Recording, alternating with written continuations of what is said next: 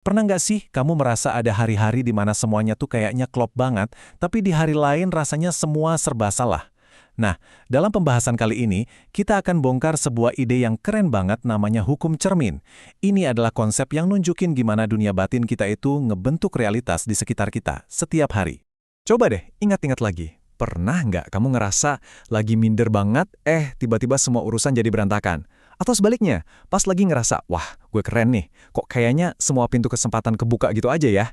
Nah, ini tuh bukan kebetulan loh. Ada sebuah prinsip yang bekerja di baliknya. Fenomena ini sebenarnya ada namanya, dikenal sebagai hukum cermin. Yuk kita bedah bareng-bareng apa sih maksudnya?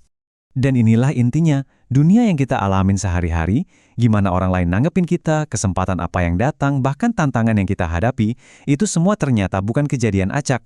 Semuanya adalah cerminan langsung dari apa yang lagi terjadi di dalam diri kita.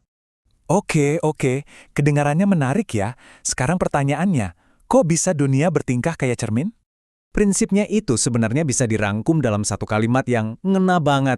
Dunia memperlakukan kita sebagaimana kita memperlakukan diri sendiri. Jadi kalau kita terus-terusan meragukan diri sendiri, ya dunia juga akan mantulin keraguan itu balik ke kita. Tapi coba deh kita perlakukan diri kita dengan hormat, dengan yakin. Percaya deh, dunia luar juga bakal ngerespon dengan cara yang sama. Ini konsep yang keren banget loh.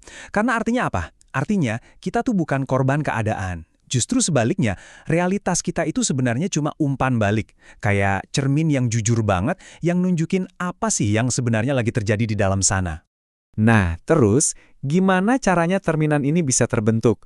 Apa aja sih komponen di dalam diri kita yang nyiptain pantulan ini? Semuanya itu berakar dari 3 hal utama. 1, apa yang kita pikirin tentang diri kita. 2, apa yang kita lakuin, gimana kita membawa diri kita di dunia ini. Dan yang ketiga, apa yang kita rasain di lubuk hati kita.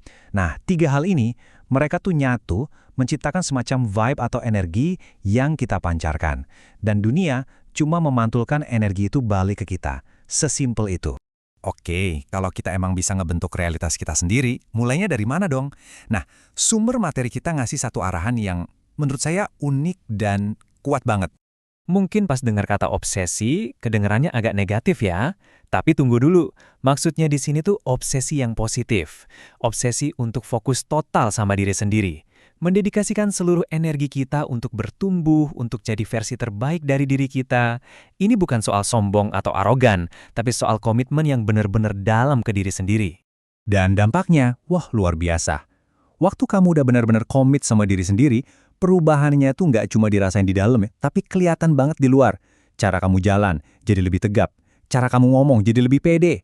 Bahkan, cara kamu berpakaian dan nampilin diri ke dunia, itu semua bakal memancarkan keyakinan yang baru. Oke, teorinya udah dapat.